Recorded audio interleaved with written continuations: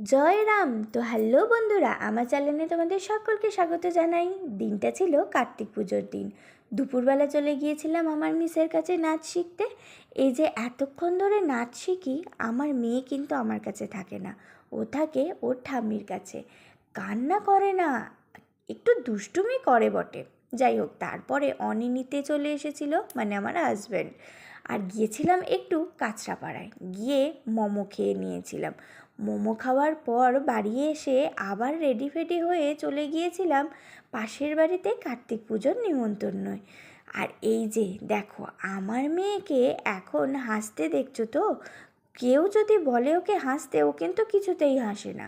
এই হচ্ছে তাদের বাড়ির কার্তিক পুজো, আর এই হলো কার্তিকের মা।